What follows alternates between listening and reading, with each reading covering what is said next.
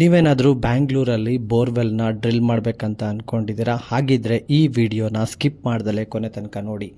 ಮೊದಲನೇದಾಗಿ ನೀವು ಪಾಯಿಂಟನ್ನು ಐಡೆಂಟಿಫೈ ಮಾಡಬೇಕಾಗತ್ತೆ. ಸೊ ನಿಮ್ಮ ಜಾಗದಲ್ಲಿ ಎಲ್ಲಿ ನೀರು ಬರುತ್ತೆ ಅಂತ. ಅದಕ್ಕೆ ನೀವು ತೆಂಗಿನಕಾಯಿ ಮೆಥಡ್, ಟ್ರೆಡಿಷನಲ್ ಅಪ್ರೋಚ್ ಯೂಸ್ ಮಾಡ್ಕೊಂಡಾದರೂ ಪಾಯಿಂಟನ್ನು ಐಡೆಂಟಿಫೈ ಮಾಡ್ಬೋದು, ಅಥವಾ ಜಿಯೋಲಾಜಿಸ್ಟ್ ಹೆಲ್ಪ್ ತೊಗೊಂಡು ಡಿವೈಸ್ನ ಮೂಲಕನಾದರೂ ಪಾಯಿಂಟನ್ನು ಐಡೆಂಟಿಫೈ ಮಾಡ್ಬೋದು. ಬಟ್ ಯಾರ್ದೂ 100% ಅಕ್ಯುರಸಿ ಇರೋದಿಲ್ಲ. ಸೊ ಎಲ್ಲದೂ ನಮ್ಮ ಲಕ್ ಮೇಲೆ ಹೋಗುತ್ತೆ.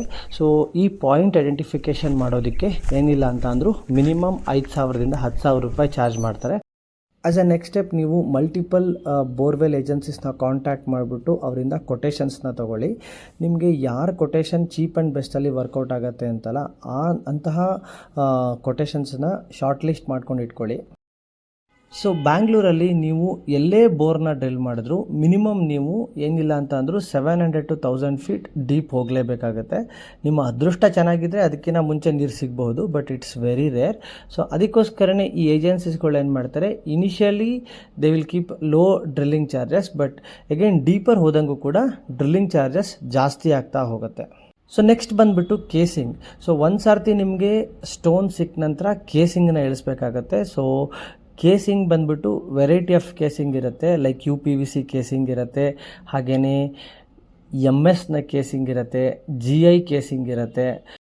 UPVC casing is always the best. But ಏನು ಮಾಡ್ತೀರಾ, ಯಾವ ಏಜೆನ್ಸೀಸ್ಗಳು ಬೆಂಗಳೂರಲ್ಲಿ ಸಪೋರ್ಟ್ ಮಾಡೋದಿಲ್ಲ. ಇಂಟೆನ್ಷನಲಿ ಅವ್ರೇನು ಹೇಳ್ತಾರೆ, ನಾವು PVC ಕೇಸಿಂಗ್ನ ಹಾಕಲ್ಲ ಅಂತ ಹೇಳ್ಬಿಡ್ತಾರೆ. ಎಗೈನ್ ಏನಕ್ಕಪ್ಪ ಅಂತಂದರೆ, ಒಂದು ಅವರಿಗೆ ತುಂಬ ಲಾಸ್ ಆಗುತ್ತೆ, ಅವ್ರಿಗೆ ಕೇಸಿಂಗಲ್ಲೇ ದುಡ್ಡು ಮಾಡ್ಕೊಳ್ಳೋದು. ಸೊ ನಾನು ಹೇಗೆ ಅಂತ ಮುಂದೆ ತೋರಿಸ್ತೀನಿ. ಬಟ್ ಸೊ ನೀವು PVC ಕೇಸಿಂಗಿಗೆ ಟ್ರೈ ಮಾಡಿ. ಇನ್ ಕೇಸ್ UPVC ಅವರೇನಾದರೂ ಹಾಕಲ್ಲ ಅಂತ ಅಂದರೆ then we are left with only MS or GI casing. ಈಗ ಇಲ್ಲೇ ನೀವು ನೋಡ್ತಾ ಇದ್ದೀರಲ್ಲ, ಇದು ಬಂದುಬಿಟ್ಟು GI ಕೇಸಿಂಗ್ ಆಗಿರುತ್ತೆ. ಇದರದ್ದು ಕಾಸ್ಟು MS ಸ್ವಲ್ಪ ಜಾಸ್ತಿ ಇರುತ್ತೆ. ಇದರದ್ದು ಲೈಫ್ ಬಂದುಬಿಟ್ಟು ತುಂಬ ಚೆನ್ನಾಗಿದೆ ಅಂತ ಹೇಳ್ತಾರೆ. ಲೈಕ್ ರಸ್ಟ್ ಫ್ರೀ ಆಗಿರುತ್ತೆ ಮತ್ತು ಲಾಂಗಿಟಿವಿಟಿ ಇರುತ್ತೆ. ಸೊ ನಿಮ್ಗೇನಾದರೂ ಬಜೆಟ್ ಕನ್ಸ್ಟೆಂಟ್ ಇದ್ದರೆ you can go for MS casing. Otherwise ನೀವು ಸ್ವಲ್ಪ ಫ್ಲೆಕ್ಸಿಬಲ್ ಆಗಿದ್ದೀರಾ, ಸ್ವಲ್ಪ ಅಮೌಂಟನ್ನು ಜಾಸ್ತಿ ಖರ್ಚು ಮಾಡೋಕ್ಕೆ ರೆಡಿ ಇದ್ದೀರಾ ಅಂತಂದರೆ then you can go for GI casing. So ನೀವು ಕರೆಂಟ್ ಮಾರ್ಕೆಟಲ್ಲಿ ಈ GI ಅಥವಾ MS ಪೈಪ್ನ ರೇಟ್ ಎಷ್ಟು ಅಂತ ತಿಳ್ಕೊಳ್ಳಿ. ಅದ್ರ ಮೇಲೆ ನೀವು ಈ ಏಜೆನ್ಸೀಸ್ಗಳ ಹತ್ರ ಬಾರ್ಗಿನ್ ಮಾಡಿಕೊಂಡು ಒಂದು ಬೆಸ್ಟ್ ಪ್ರೈಸ್ಗೆ ಬರೋದಕ್ಕೆ ಟ್ರೈ ಮಾಡಿ. ಸೊ ಇದರಲ್ಲೂ ಸ್ವಲ್ಪ ನೀವು ಅಮೌಂಟನ್ನು ಸೇವ್ ಮಾಡ್ಬೋದು. ಸೊ ಬೋರ್ವೆಲ್ ಡ್ರಿಲ್ಲಿಂಗ್ ಶುರುವಾದ ನಂತರ ನೀವು ಸ್ವಲ್ಪ ಹೊತ್ತು ಈ ಕೇಸಿಂಗ್ ಸಿಗೋ ತನಕ ಅಲ್ಲೇ ಇದ್ಬಿಟ್ಟು ಮಾನಿಟ್ರ್ ಮಾಡಬೇಕಾಗತ್ತೆ. ಕೇಸಿಂಗ್ ಸಿಗೋ ತನಕ ಅವರು 9.5 ಬಿಟ್ನ ಯೂಸ್ ಮಾಡ್ಕೊಂಡ್ಬಿಟ್ಟು ಡ್ರಿಲ್ ಮಾಡ್ತಾ ಇರ್ತಾರೆ. ಸೊ ಈ ಥರ ಕಲ್ಲು ಪುಡಿ ಬಂದಾಗ ನೀವು ಕೈನಲ್ಲಿ ಇಟ್ಕೊಂಡ್ಬಿಟ್ಟು ಚೆಕ್ ಮಾಡಿ ಸ್ಟೋನ್ ಬಂದಿದ್ದೇನೆ ಇಲ್ಲ ಅಂತ ಅಂದ್ಬಿಟ್ಟು ನೀವು ವೆರಿಫೈ ಮಾಡಬೇಕಾಗತ್ತೆ.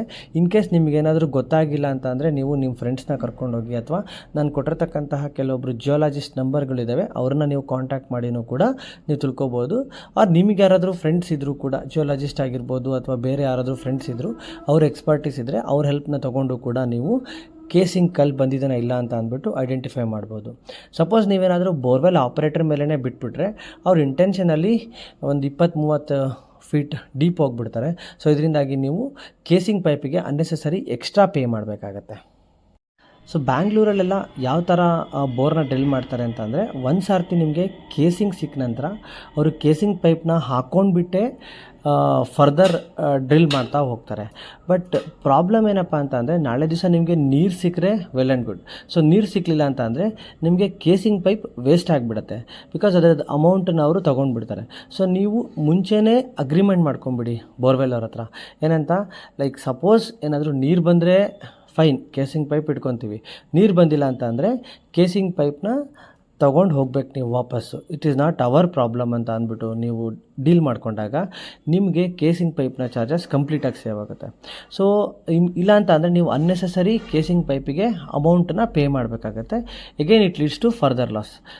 ಸೊ ಈ ಥರ ನೀವು ಮುಂಚೆನೇ ಡಿಸ್ಕಸ್ ಮಾಡಿಬಿಟ್ಟು ಒಂದು ಅಗ್ರಿಮೆಂಟ್ ಮಾಡ್ಕೊಂಡ್ಬಿಟ್ರೆ ನಿಮಗೆ ತಲೆನೋವು ಇರೋದಿಲ್ಲ. ಇಲ್ಲ ಅಂತ ಅಂದರೆ ಬೋರ್ವೆಲ್ ಏಜೆನ್ಸೀಸ್ಗಳು ಏನು ಮಾಡ್ತಾರೆ, ಬೋರ್ ಡ್ರಿಲ್ ಮಾಡೋ ತನಕ ಒಂಥರ ಇರ್ತಾರೆ, ಡ್ರಿಲ್ ಮಾಡಿದ ನಂತರ ಬೇರೆ ಥರನೇ ಆಡೋಕ್ಕೆ ಶುರು ಮಾಡಿಬಿಡ್ತಾರೆ. ಸೊ ಅದಕ್ಕೋಸ್ಕರನೇ ನಾನು ನಿಮಗೆ ಕಾಷಿಯಸ್ ಆಗಿ ಹೇಳ್ತಾ ಇದ್ದೀನಿ, ಎಲ್ಲದನ್ನೂ ಮುಂಚೆನೇ ಡಿಸ್ಕಸ್ ಮಾಡಿ ಕಮ್ ಟು ಎನ್ ಅಗ್ರಿಮೆಂಟ್. ಇಲ್ಲ ಅಂತ ಅಂದರೆ ಏನಾಗ್ಬಿಡುತ್ತೆ, ಬೋರ್ವೆಲ್ ಡ್ರಿಲ್ ಆದ ನಂತರ ಅವರು ನಿಮಗೆ ಬೇರೆ ಥರನೇ ರಿಯಾಕ್ಟ್ ಮಾಡೋದಕ್ಕೆ ಶುರು ಮಾಡ್ತಾರೆ. So it's not only with one agency, it's almost common with all the agencies in Bangalore. So next ಬಂದುಬಿಟ್ಟು ವಾಟರ್ ಇಂಜೆಕ್ಷನ್ ಚಾರ್ಜಸ್ ಅಂತ. ಇದು ಬಂದುಬಿಟ್ಟು ಲೈಕ್ ಬೋರ್ನ ಡ್ರಿಲ್ ಮಾಡಬೇಕಾದ್ರೆ ಧೂಳು ಬರಬಾರ್ದು, ಅಕ್ಕಪಕ್ಕದವ್ರಿಗೆ ಸ್ವಲ್ಪ ತೊಂದರೆನ ಅವಾಯ್ಡ್ ಮಾಡಬೇಕು ಅಂತ ಅಂದ್ಬಿಟ್ಟು ವಾಟರ್ನ ಇಂಜೆಕ್ಟ್ ಮಾಡಿಬಿಟ್ಟು ಡ್ರಿಲ್ ಮಾಡ್ತಾರೆ. ಇದು ಬಂದುಬಿಟ್ಟು 4 to 5 rupees ಪರ್ ಫೀಟ್ ಈ ಥರ ಚಾರ್ಜ್ ಮಾಡ್ತಾರೆ. ಲೈಕ್ ನಿಮಗೆ ಕೇಸಿಂಗ್ ಇಂದ ಹಿಡಿದ್ಬಿಟ್ಟು ನಿಮಗೆ ನ್ಯಾಚುರಲ್ ವಾಟರ್ ಸಿಗೋ ತನಕನೂ ಅವರು ಸ್ವಲ್ಪ ಸ್ವಲ್ಪ ವಾಟರ್ನ ಇಂಜೆಕ್ಟ್ ಮಾಡಿಬಿಟ್ಟು ಡ್ರಿಲ್ ಮಾಡ್ತಾ ಇರ್ತಾರೆ. ಸೊ ಅದಕ್ಕೆ ಈ ಚಾರ್ಜಸ್ ಇರುತ್ತೆ. ಸೊ ಇದಾದ ನಂತರ ನಿಮಗೆ ನೀರು ಬರುತ್ತಲ್ಲ, ನೀರು ಬಂದ ನಂತರ ಅಗೈನ್ ಈ ಏಜೆನ್ಸೀಸ್ಗಳು ನಿಮಗೆ ಇನ್ನೂ ಡೀಪ್ ಹೋಗಿ ಅಥವಾ ಮತ್ತೊಂದು ಗ್ಯಾಪ್ ಸಿಗ್ಬೋದು, ಈ ಥರ ಎಲ್ಲ ನಿಮಗೆ ಇನ್ಸಿಸ್ಟ್ ಮಾಡ್ತಾ ಇರ್ತಾರೆ.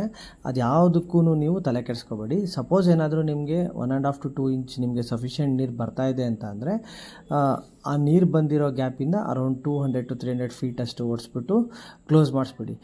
ಸೊ ನೀವು ಇನ್ನೂ ಜಾಸ್ತಿ ಡೀಪ್ ಹೋದಂಗೂ ನಿಮಗೆ ನೀರು ಸಿಗ್ಬೋದು ಅಥವಾ ಬಂದಿರೋ ನೀರು ಕಡಿಮೆ ಆದರೂ ಆಗ್ಬೋದು. ಸೊ ಎರಡೂ ಪ್ರಾಬಬಿಲಿಟಿ ಇರುತ್ತೆ.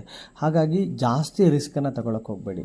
ಸೊ ನಿಮಗೆ 1 ರಿಂದ 1.5 inch ನೀರು ಬರ್ತಾ ಇದೆ ಅಂತ ಅಂದರೆ ಅದು ನನಗನ್ಸ್ದಂಗೆ ಮನೇನ ಮೇಂಟೈನ್ ಮಾಡೋದಕ್ಕೆ ಸಫಿಷಿಯೆಂಟ್ ಆಗಿರುತ್ತೆ. ಹಾಗಾಗಿ ಲೈಕ್ ಒಂದು ಎಕ್ಸ್ಟೆಂಟಿಗೆ ನಿಮಗೆ ನೀರು ಬರ್ತಿದೆ ಅಂದರೆ ಒಂದು 200 ರಿಂದ 300 feet ಡೀಪ್ ಹೋಗಿ ಸ್ಟಾಪ್ ಮಾಡಿ.